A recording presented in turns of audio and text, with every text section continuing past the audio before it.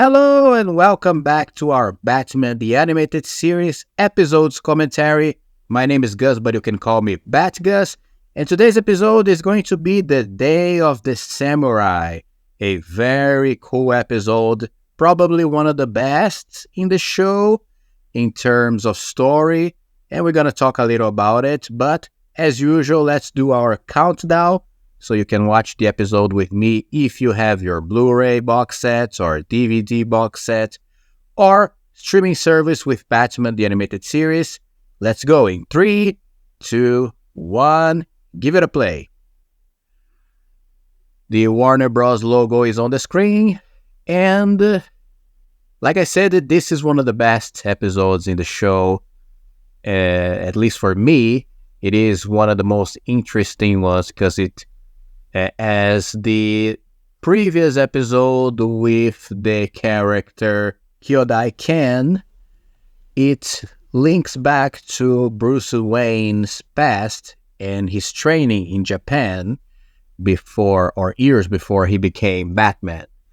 So I love to see this kind of stories that takes us back to the origins of this character in the show and his training to become the Caped Crusader. And it is a sequel to The Night of the Ninja, the first episode that featured Kyodai Ken as the villain, and this one, The Day of the Samurai, which it's a flip in the title of that one. It's the sequel, and I think it's a very epic episode. The title card itself is very epic with the volcano that will play a big part in this episode. And we start the story with this woman training in a dojo, and she's training in the middle of these things like samurai armor and swords and all that stuff. And then Kyodai Ken shows up. He survived the events of the first episode. Actually, he ran away from that episode, if you remember the last fight with Bruce Wayne. So Kyodai and the woman start to fight. We have this very cool scene of they both preparing. Then they exchange the punches and kicks. But he will easily beat her, and he's dressed as a ninja, by the way. So a very cool start, and that will take us straight to the main plot featuring Bruce Wayne. He also leaves a note, Kyodai leaves a note in the dojo, because after he beats the woman, he kidnaps her, and this message is for his old master that tells him something related to the kidnapping. So we're gonna see the Batman in the Batcave, and he is working on the Batcomputer. Then Alfred arrives with a call from Yoro Sensei, which is his master, and this is a very cool moment because Batman answers the phone with it in Japanese, right? So anyway, I love these episodes, which has this background, like I said. And the reason I think this is one of the best ones is because in the end, we're going to have this big climax on a mountain, on the side of a mountain that is a volcano, actually. And since the beginning of the episode, we see that the volcano is starting to erupt in Japan. So Bruce Wayne now is flying to Japan to meet his sensei, and they will both discuss what happened. Anyway, like I was saying, the last scene in the episode for me is what makes it one of the most epic in this show.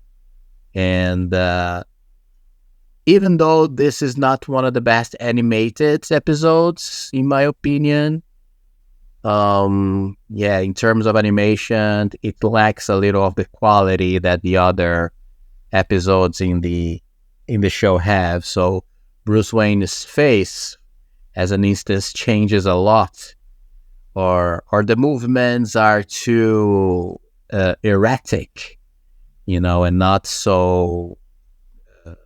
The lines are strange in the characters for some reason, but that doesn't take so much away from the episode itself. Uh, so then we have Bruce Wayne meditating in a dojo as well. This is an episode that he goes back to his roots as a character. We see him a lot without his suit, and it is, like I said, always fun to see him in these different moments, right? Batman training for me, or Batman doing some other activity that demands focus or concentration and meditation and things like that, always appeal to me, because it's a way to leave a little of the modus operandi of the show, which is always Batman in an adventure against some villain, right? So it's always cool to see him, his roots, his private moments, using other skills or abilities to improve his mind and body. For example, one of my favorite versions of the character is the Batman Begins movie, right? I love the construction of the character in there. I love his evolution and training and skills that he used to build the persona of the Bat. So we get to see a little bit of this in here. And here we also have this very interesting plot point, which is the idea that an old master had this scroll of paper with a technique used to kill his opponents, that were basically to hit a very specific point in the body of the enemy to kill him right away.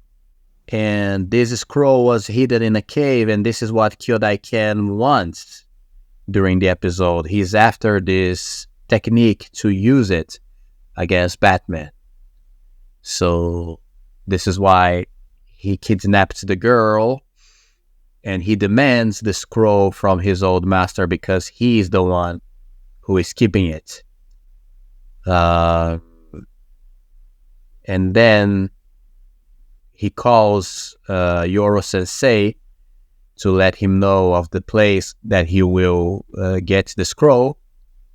And he tells Bruce. Bruce tries to think of some strategy to fool Kyodai, but they don't find any. So Yoro Sensei gives the scroll to Bruce, and he's going to apparently give it to Batman so that the Capes Crusader can deliver the scroll himself to the ninja, to Kyodai. So that's what happens. Batman goes, meets Kyodai, and they meet at the top of a building, right, in the city. I think it's Tokyo, but I'm sorry, I don't remember if it is Tokyo, but apparently it is. It's very similar to Tokyo. So Kyodai and Batman have a fight on the top of a building. The girl who was kidnapped is there too.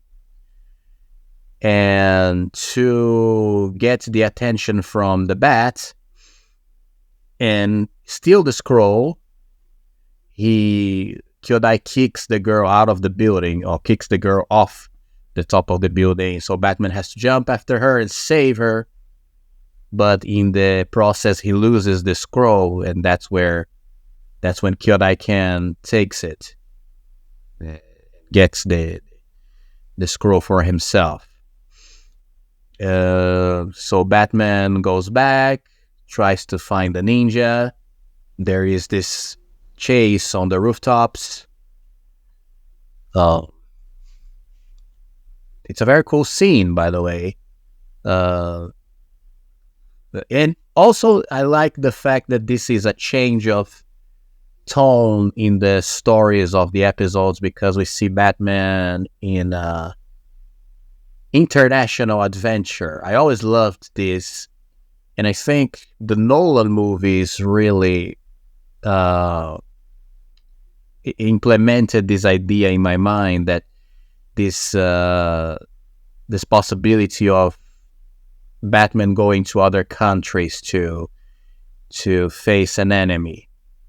So the three movies, I think, have that, right? We have Batman Begins. He's in some place in the beginning.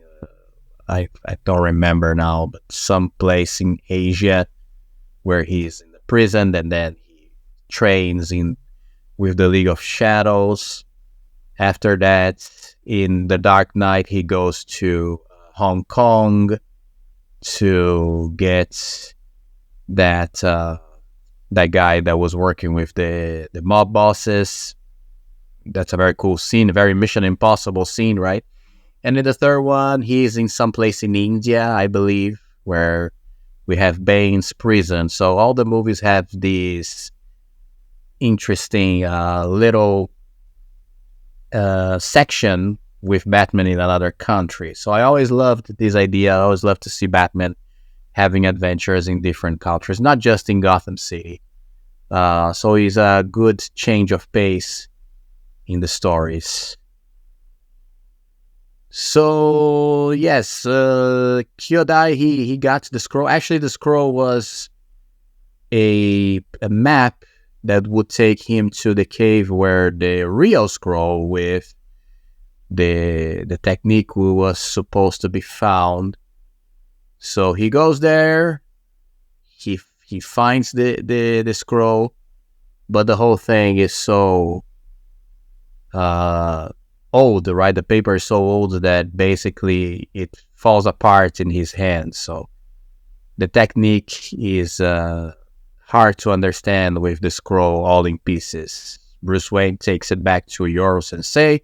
They analyze the pieces of paper, but this is not enough for them to identify the technique and the right points in the body of the enemy to kill him. And then we have this little section. I love this part where some people in the that work in the areas around the volcano, they receive a notice that the thing is about to explode. And this is a little like a clock, a time bomb, right? Clock during the episode that also runs in parallel with the eventual confrontation between Bruce and Kyodai that will happen in the end. So yeah, that's a kind of metaphor, right, for their anger growing, their rivalry increasing. And then we see Kyodai. He has a piece of the paper of the map, and he starts to train the points of the right points to kill the enemy in a doll in his dojo. So yes, his whole point is the revenge. He's a very one-dimensional villain, of course, but it's I don't know, a cool one, at least in this genre of Batman stories.